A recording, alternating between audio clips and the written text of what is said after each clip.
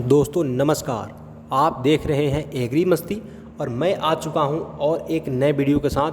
जो वीडियो है BSc agriculture second semester वालों के लिए production technology for vegetable and spices का। और इसमें आपको 30 ऐसे महत्वपूर्ण प्रश्नों को कराए जाएंगे जो कि 110% आपके सिलेबस बेस्ड क्वेश्चन होंगे और पेपर में आने की काफ़ी ज़्यादा संभावना होगी। और इन सभी प्रश्नों को काफ़ी ज़्यादा छांटने ढूंढने के बाद बनाया गया है, इस क्रम में सजाया गया है। तो वीडियो को अंत तक देखिएगा, सभी प्रश्न इसमें महत्वपूर्ण हैं। आपसे मैं यही रिक्वेस्ट करूँगा कि वीडियो को स्किप मत करिएगा, ठीक है। और अगर आप इस चैनल पर नए हैं तो आप इस चैनल को अवश्य ही सब्सक्राइब करिए, क्योंकि दोस्तों इस चैनल पर इसी तरह के कंटेंट हमेशा से दिया जाता है छात्रों को, जो कि छात्रों के लिए काफ़ी हेल्पफुल होता है। और अगर आप इस चैनल को सब्सक्राइब कर लिए हैं तो आप इस वीडियो को प्लीज़ एक बार लाइक ज़रूर कर दीजिएगा। ये मेरा आप लोगों से विशेष अनुरोध है, वीडियो को लाइक अवश्य करिएगा। और साथ ही साथ आप PDF नोट्स लेने के लिए हमारे टेलीग्राम में आइए। टेलीग्राम चैनल का लिंक आपको डिस्क्रिप्शन में मिल जाएगा। और दोस्तों हम लोग चलते हैं, प्रश्नों का सिलसिला शुरू करते हैं और बारी बारी से प्रश्नों को जानते हैं। दोस्तों पहला प्रश्न है, वृद्धि के आधार पर टमाटर के किस्मों को बांटा गया है। तो दोस्तों जो वृद्धि के आधार पर टमाटर को किस्मों को 2 भागों में बांटा गया है, निर्धारित एवं अनिर्धारित, ठीक है। डिटर्मिनेंट एंड इनडिटर्मिनेंट, ठीक है। एक इसके बीच के कड़ी होता है जिसको सेमी डिटर्मिनेंट कहा जाता है, लेकिन आपको मुख्य रूप से 2 भागों में ही इसको बांटा गया है, ठीक है। और नेक्स्ट है आपका, टमाटर के कौन सा किस्म सर्दियों में उगाने हेतु उपयुक्त है। अब दोस्तों ये जो पूसा शीतल नामक जो वैरायटी है टमाटर का, ये ठंडे के मौसम में भी काफ़ी सुगमता से उगाया जाता है। और दोस्तों इस प्रश्न को पेपर में इस तरीके से पूछेगा कि 8% से कम टेम्परेचर पर उगने वाली टमाटर की कौन सी प्रजाति है। तो ये जो पूसा शीतल है ये 8 डिग्री टेम्परेचर से कम तापमान होने पे भी, यानी 8 डिग्री टेम्परेचर तक भी इसको उगाया जा सकता है। और नेक्स्ट है, पूसा संकर किसकी प्रजाति है। तो दोस्तों पूसा संकर आपकी बैंगन की प्रजाति है, ठीक है। ब्रिंजल की वैरायटी है पूसा संकर। और नेक्स्ट है, पूसा सदाबहार किसकी किस्म है। तो दोस्तों पूसा सदाबहार जो है ये आपकी मिर्च की किस्म है, किसकी, मिर्च की किस्म है। और नेक्स्ट है, मिर्च के एंथ्रेक्नोज बीमारी या फिर एंथ्रेक्नोज जो रोग होता है मिर्च का, बीमारी तो नहीं कहेंगे, लेकिन जो मिर्च के एंथ्रेक्नोज रोग होता है ये किसके कारण लगती है। तो दोस्तों ये आपका कोलिट्रोट्राइकम कैप्सिसी के कारण लगता है। किसके कारण, कोलिट्रोट्राइकम कैप्सिसी के कारण लगती है। और नेक्स्ट है, खीरा का प्रति हेक्टेयर बीज दर कितना होता है। यानी दोस्तों 1 हेक्टेयर में खीरा बोने के लिए कितने बीज की आवश्यकता पड़ेगी। तो आपको बता दें ये 2.5 से 4.5 किलोग्राम, यानी 2.5 से 4.5 किलोग्राम खीरे की बीज की आवश्यकता होती है 1 हेक्टेयर में बुआई के लिए। और नेक्स्ट है, चिचिंडे का उत्पत्ति स्थान। तो दोस्तों चिचिंडे जो होता है वो लंबी लंबी होती है, वो काफ़ी सफ़ेद सफ़ेद धारियाँ बनी होती है। उसका उत्पत्ति स्थान आपको बता दें, ये भारत में उसका उत्पत्ति स्थान है, ठीक है। इंडिया ही उसका ओरिजिन प्लेस है। और नेक्स्ट है, भिंडी के आधारीय बीज उत्पादन हेतु पृथक्करण दूरी कितनी होनी चाहिए। तो भिंडी के आधारीय बीज उत्पादन है तो पृथक्करण दूरी वो होनी चाहिए आपकी 400 मीटर। कितना, 400 मीटर। और नेक्स्ट है आपका, लौकी का उत्पत्ति स्थान, यानी दोस्तों ओरिजिन ऑफ बटल गार्ड। तो लौकी का उत्पत्ति स्थान आपका कहाँ है, ये उत्तरी अफ्रीका है। कहाँ है, उत्तरी अफ्रीका यानी नॉर्थ अफ्रीका है। और नेक्स्ट है, अगेती फूल गोभी से प्रति हेक्टेयर उत्पादन कितना होता है। यहाँ पे प्रोडक्शन पूछा जा रहा है। जो अगेती किस्म होती है फूल गोभी की, वो 1 हेक्टेयर में कितना प्रोडक्शन देता है। तो 60 से 100 कुंटल तक उसका प्रोडक्शन होता है, किसका, अगेती फूल गोभी का, ठीक है। 60 से 100 कुंटल, ठीक है, 60 to 100 क्विंटल।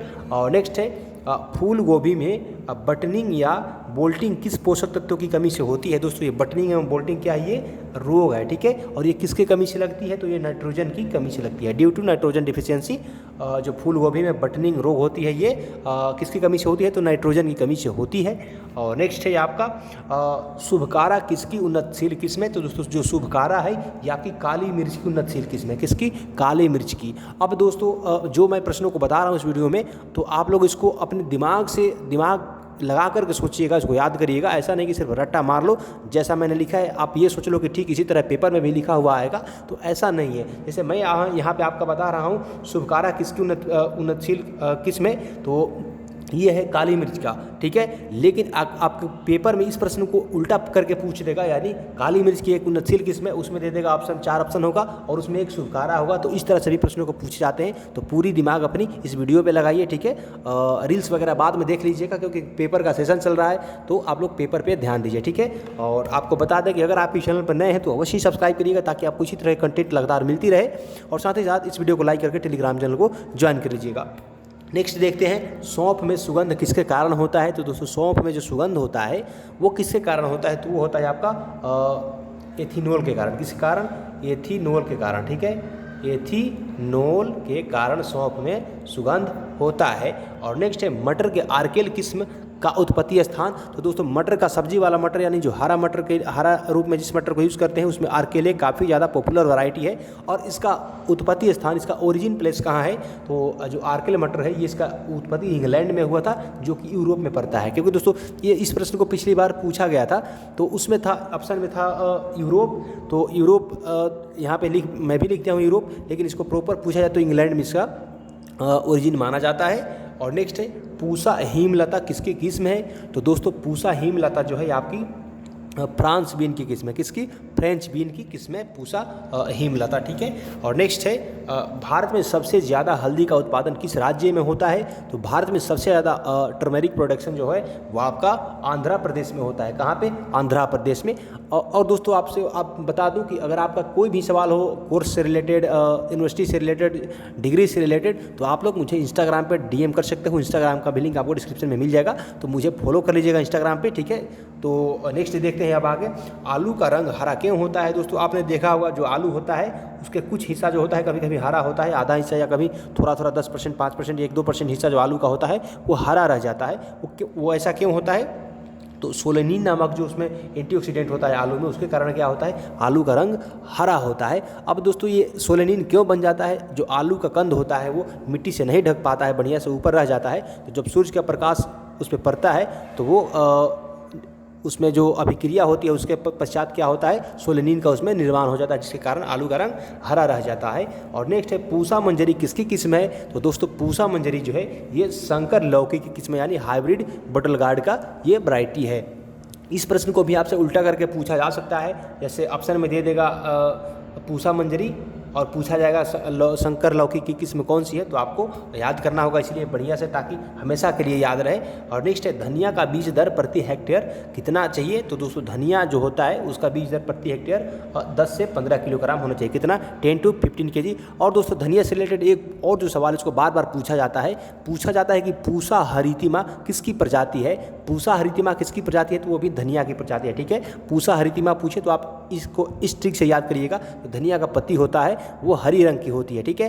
तो हरितिमा और हरी दोनों मतलब सिमिलर सा है। तो पूसा हरितिमा धनिया की एक किस्म है और उन्नतशील किस्म है, इसको याद कर लीजिएगा। मैं यहाँ पे लिख नहीं पाया हूँ, लेकिन ये प्रश्न को पिछली बार पूछा गया था। और नेक्स्ट है सबसे ज़्यादा सब्जी किस देश में होता है। सॉरी दोस्तों यहाँ पे देश लिखना छूट गया है, यानी सबसे ज़्यादा सब्जी किस देश में होता है। तो सबसे ज़्यादा सब्जी अगर पूरे वर्ल्ड का बात करें तो सबसे ज़्यादा सब्जी चीन में होता है, चाइना में होता है। हाँ वही कोरोना वायरस वाला चाइना, पता नहीं इतना सब्जी होने के बाद भी वो सब क्यों मांस और अंडे पे इतना ज़्यादा जोर देता है, लेकिन सबसे ज़्यादा सब्जी कहाँ होता है, तो चाइना में होता है। नेक्स्ट है सब्जी उत्पादन में भारत का कौन सा स्थान है। यहाँ पे विश्व का बात किया जा रहा है, तो विश्व में सब्जी उत्पादन में भारत का कौन सा स्थान है, तो भारत का दूसरा स्थान है, ठीक है। चीन के बाद दूसरा सबसे बड़ा सब्जी का उत्पादक देश कौन सा है वर्ल्ड में, तो अपना इंडिया ही है, ठीक है। और नेक्स्ट है पूसा विशेष किसकी प्रजाति है। तो दोस्तों पूसा विशेष जो है ये करेला की प्रजाति है, किसका, करेला की।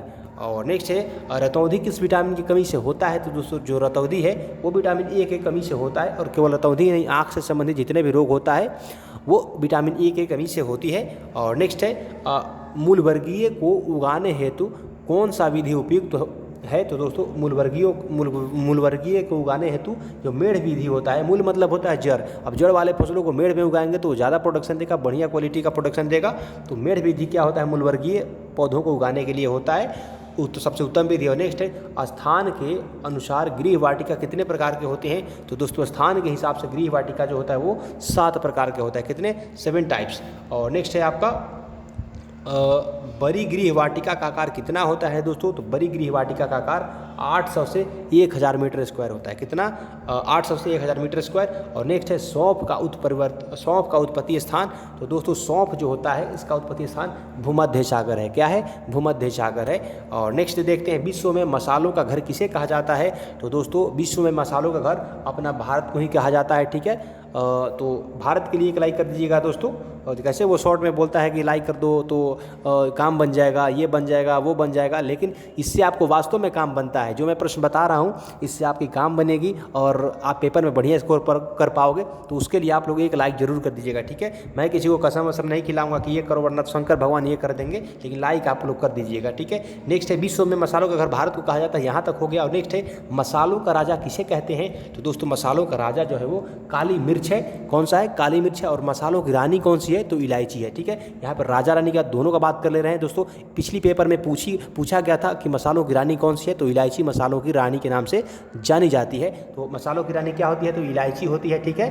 और मसालों का राजा तो काली मिर्च, करिया मिर्च होता है। और नेक्स्ट है तुरई कितने प्रकार के होते हैं दोस्तों? तो नेनुआ या तुरई या घेवड़ा या फिर घिया कहा जाता है जिसको, ये 2 प्रकार का होता है, ठीक है। नेनुआ, तुरई, घिया, घेवड़ा ये 2 प्रकार का होता है। सभी एक ही का नाम है, नेनुआ, घेवड़ा, तुरई, घिया, ये सब एक ही चीज़ को कहा जाता है अलग अलग जगहों पे। ये कितने प्रकार का होता है? तो 2 प्रकार का होता है। और नेक्स्ट है खीरे का फसल उत्पादन हेतु कौन सी मृदा उपयुक्त होती है? तो दोस्तों खीरा का सफल उत्पादन के लिए आपको दोमट मिट्टी की आवश्यकता पड़ती है और दोमट मिट्टी इसके लिए काफ़ी ज़्यादा सुटेबल माना जाता है। और नेक्स्ट है शिमला मिर्च का उत्पत्ति स्थान कहाँ है? तो दोस्तों शिमला मिर्च जो है इसका उत्पत्ति स्थान आपका दक्षिणी अमेरिका ब्राज़ील है। क्या है? प्रॉपर जगह का बात करें तो ब्राज़ील है, ठीक है। ब्राज़ील है, ब्राज़ील है, ब्राज़ील है। शिमला मिर्च का उत्पत्ति स्थान ब्राज़ील है। प्रॉपर जगह का बात करें और अगर ये ब्राज़ील ना मिले तो आप दक्षिणी अमेरिका को लगा देना, ये आपका सही हो जाएगा। दोस्तों मैं आशा करता हूँ कि इस वीडियो के माध्यम से आपको जितने भी प्रश्नों को बताया गया ये आप लोगों के लिए काफ़ी मददगार होगा, क्योंकि दोस्तों काफ़ी छांटने के बाद इस प्रश्न को लाया गया था। और इसी तरह के वीडियो लगातार देखने के लिए हमारे चैनल एग्री मस्ती को अवश्य सब्सक्राइब करें। और आप लोगों को धन्यवाद देना चाहता हूं तहे दिल से कि आप लोगों के प्यार से, आशीर्वाद से इस चैनल पे आज 14,000 सब्सक्राइबर्स पूरे हुए हैं। तो इसके लिए आप सभी को तहे दिल से धन्यवाद। और इसी तरह आप दुलार प्यार देते रहिए। इस वीडियो को यहीं समाप्त करते हैं, मिलते हैं अगली वीडियो में, तब तक के लिए आप सभी का बहुत बहुत धन्यवाद।